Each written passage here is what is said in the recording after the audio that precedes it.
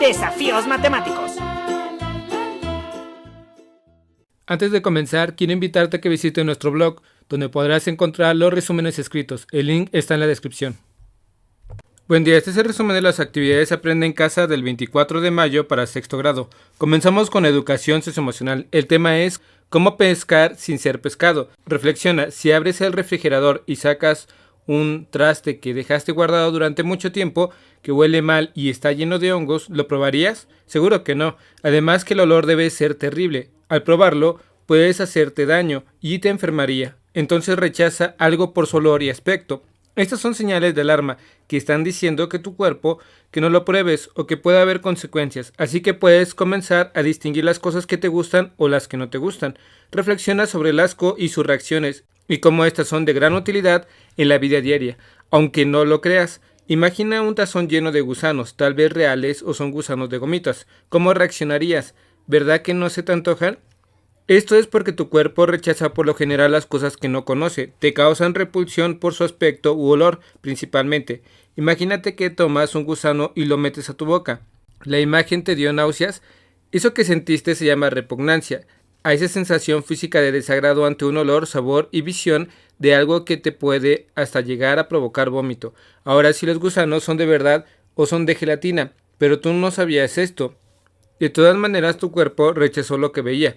Te preguntarás, ¿cómo darte cuenta? Pues bien, físicamente puedes sentir náuseas, tensión muscular, aumento de la respiración y de manera psicológica puedes sentir ansiedad, una necesidad de escapar o de huir. Una vez que has identificado la emoción, puedes trabajar con ella, analizarla y tomar decisiones adecuadas. A través del asco, puedes salvar tu vida, por lo menos prevenir un mal rato. Observa la imagen siguiente de una rana. ¿Le darías un beso? ¿Te da asco? Es por cómo se ve, ¿cierto?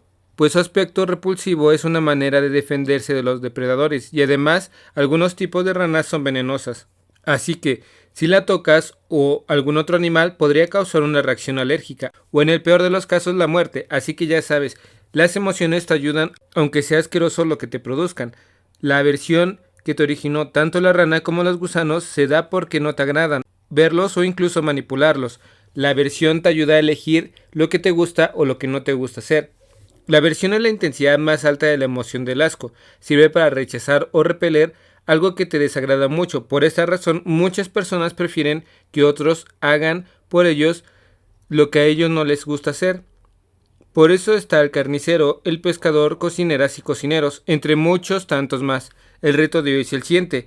Sentir asco o aversión te ayuda a tomar decisiones para sentirte mejor. Escribe tu respuesta en tu bitácora de viaje y comparte tus experiencias con tu familia.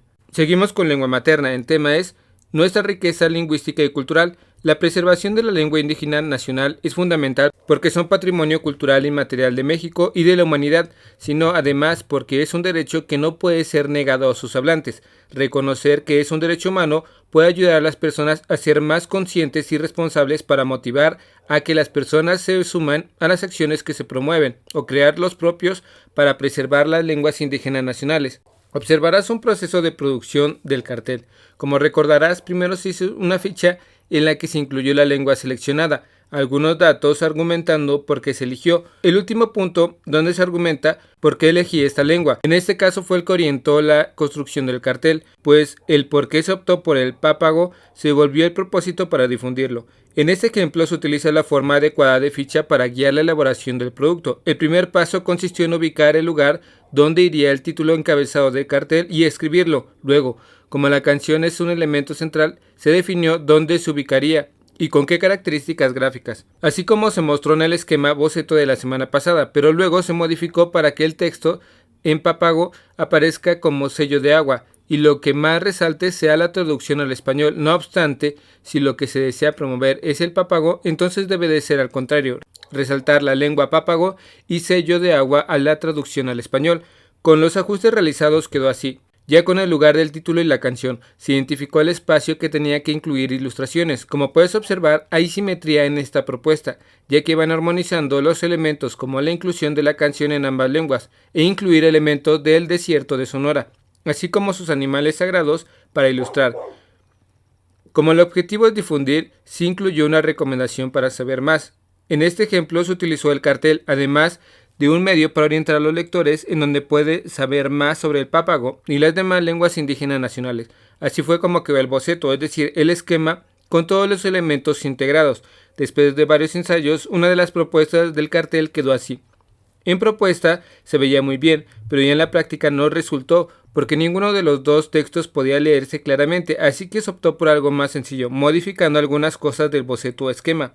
Fue una idea muy bonita lo del texto en espiral, como el sello de agua, pero efectivamente no se distingue ni uno ni otro. ¿Cómo se resolvió? Observa. Para difundir un cartel, ahora que aún se vive en confinamiento, podrías hacer lo siguiente. Realiza varias copias y pedir a tus familiares que cuando salgan por alguna necesidad los peguen en lugares donde las personas los puedan leer. Enviarlos a los periódicos de tu comunidad para solicitar que los publiquen. Si tienes acceso a internet, podrías crear con tu profesor y compañeros un blog a modo de cancionero visual. Solicita a quienes tengan redes sociales en casa que tomen una foto del cartel y lo difundan. Usar esa misma foto para sus familiares que tengan celular puedan compartirlo, por ejemplo a través del servicio de mensajería. El reto de hoy es el siguiente.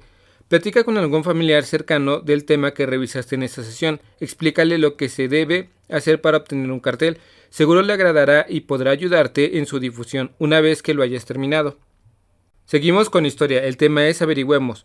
¿Cómo surgieron las ciudades? Las siguientes características definen si el enunciado corresponde a una ciudad medieval o a una ciudad renacentista. Analícelas detenidamente para determinar a qué tipo de ciudad corresponden. Ciudades amuralladas, caóticas y desordenadas. Una ciudad medieval es caótica y desordenada porque crece sin una planificación. La gente solo llegaba, construía su casa y empezaba a vivir ahí. Esto hizo que la ciudad tuviera calles estrechas e irregulares. Además, estas ciudades empezaron a sobrepoblarse en torno a un castillo e iglesias. En su conjunto debían estar amuralladas debido a las invasiones de otros pueblos. Ciudad ideal, embellecida y planificada. Al iniciar el Renacimiento, los urbanistas y arquitectos de la época querían retornar al orden de las ciudades antiguas. Por eso empezaron a diseñar una ciudad ideal que tuviera calles amplias y ordenadas que pudieran conectarse entre sí. Embellecieron las ciudades con monumentos, jardines y plazas. También hubo murallas, inseguras y poco higiénicas. Pese a todo este embellecimiento de las ciudades, seguían sin tener un sistema de alcantarillado, es decir, no había drenaje. Entonces los desechos de las personas seguían siendo lanzados desde las ventanas hacia las calles. Por eso, ambos estilos de ciudades son considerados poco higiénicos para mayor parte de la población. Tampoco había alumbrado público, lo que hacía peligrosas e inseguras las noches. Eso sin mencionar que eran blanco de ataque y saqueo por bandidos y piratas. Habitada por burgueses, mercaderes, artesanos organizados en gremios. A esta zona se le llamaba burgos. Al surgir los bancos, surge una nueva manera de hacer comercio y generar dinero. Hay una famosísima familia italiana que se hizo de mucho dinero y poder con el surgimiento de los bancos y los préstamos, los Medici. Comercio a través del intercambio de uso de monedas y comercio con uso de letras de cambio, pagarés y la banca. Considera que el surgimiento de la banca fue una pieza clave en el desarrollo del comercio. Su aparición permitió que la práctica del comercio fuese más segura. Imagínate andar por las larguísimas rutas comerciales con tanto dinero y tantas monedas. Era más fácil transportar un papel que tuviera una promesa de pago. Además, retomando a los Medici, fueron una familia comerciante que logró enriquecerse muchísimo. Llegaron a tener su propio banco, el más importante de Florencia en Italia. Mercados y ferias móviles. Mercados en plazas fijas. En la época medieval los mercaderes y comerciantes solían ser itinerantes, iban de aquí para allá y no tenían una ciudad fija donde vender. Por eso dice que había varias ferias móviles, porque lo que genera en cada ciudad había una fecha del año en la que se mostraban ferias y las personas podían comprar los productos traídos de Oriente. Con el surgimiento de las ciudades, el comercio comienza a establecerse en una ciudad específica. Las mercancías seguían siendo atraídas por las rutas comerciales, pero el comerciante las recibía en los pueblos de su ciudad. No hay mecenazgo, hay mecenazgo. Un mecenas es aquel que patrocina a un artista, es decir, le da dinero por hacer obras de arte como pintura, escultura o arquitectura, cuando todo lo que has visto, el embellecimiento de las ciudades no iba a pagarse solo. Los artesanos y artistas tenían las ideas y los comerciantes el dinero. Juntos lograron embellecer a Italia con la construcción y embellecimiento de catedrales y palacios. Universidades vinculadas a la iglesia y universidades desvinculadas de la iglesia. Las universidades surgieron de la Edad Media, muy vinculadas a la religión cristiana, pero durante el Renacimiento esto iba a cambiar. Las universidades era algo que tenía que quedar, pues eran consideradas centros de estudio, solo que ahora ese estudio no va a centrarse en una religión cristiana, sino dar respuestas del mundo en el que vive el humano, a través del uso de métodos científicos. El reto de hoy es el siguiente. El reto consiste en elaborar un cuadro comparativo con las características de las ciudades medievales y las ciudades renacentistas. También debes integrar una conclusión que te ayude a plasmar las causas que hicieron posible el crecimiento de las ciudades. Presenta el cuadro comparativo de ciudades medievales y renacentistas a algún familiar cercano y explícale la diferencia que había entre características de unas y otras ciudades. Seguro les parecerá muy interesante. Seguimos con geografía. El tema es cuidado y uso personal del agua.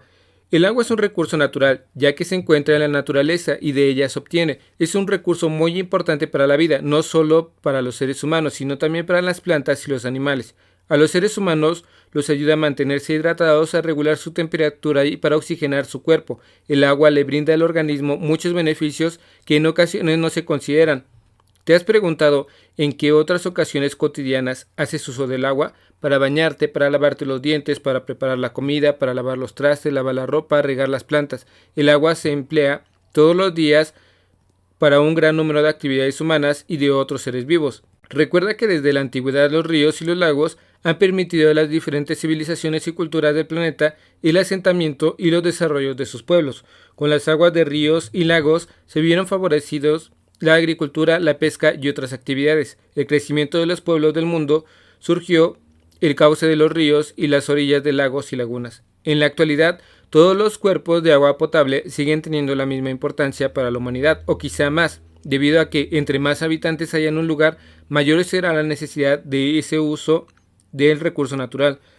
Puedes observar el río Amazonas, el cual se ubica en Sudamérica a través de Perú, Colombia y Brasil. Es el río más caudaloso del planeta. El río Nilo es un río que fluye hacia el norte de África. Se encuentra entre las vías fluviales más largas del mundo y es famosa por su historia y por los sitios arqueológicos que se encuentran a lo largo de sus orillas. El río Orinoco es uno de los ríos más importantes de América del Sur. Nace y recorre mayormente por Venezuela y una parte de Colombia. El río amarillo de Huanghe, antiguamente llamado como Huanghe, es un río del centro de China y se considera un lugar donde floreció la antigua civilización de ese país. El río Sena es un río europeo que fluye de Francia a través de París, que es la capital de ese país. En la imagen siguiente observa las condiciones en las que se encuentra el río Lerma. El río es ya un depósito de basura doméstico y desechos tóxicos, lamentablemente por las personas y las fábricas o empresas de los alrededores, lo que contamina constantemente, teniendo como consecuencia tanto la disminución de especies que habitan en el río como poner en riesgo la salud de los pobladores del lugar. El río Lerma se encuentra contaminado, ocasiona que se realicen cortes de suministro de agua para la Ciudad de México. Esto hace que el agua se vuelva un recurso escaso para la población. Observa el mapa siguiente relativo a la escasez del agua en el mundo. En el mapa puedes observar cuáles son las regiones que comienzan a padecer escasez de agua.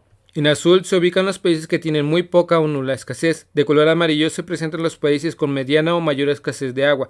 El agua como elemento de la naturaleza no se va a acabar, pero sí está en peligro el agua disponible para el consumo humano. El agua es un recurso natural renovable, siempre y cuando su uso sea medido y controlado cuidadosamente. Las acciones son muy sencillas, como son cerrar el agua de la llave y no dejar que gotee, reparar las fugas de agua, bañarse rápidamente, reutilizar el agua de la lavadora o de la regadera, entre muchas más. El reto de hoy es el siguiente: integra una lista con las acciones que usarás en casa para el cuidado del agua. Comenta con tu familia e invítale a que juntos las pongan en práctica. Espero que este video te ayude un poco. Si conoces a alguien que le pueda ayudar este video, comparte, dale like y suscríbete. Saludos.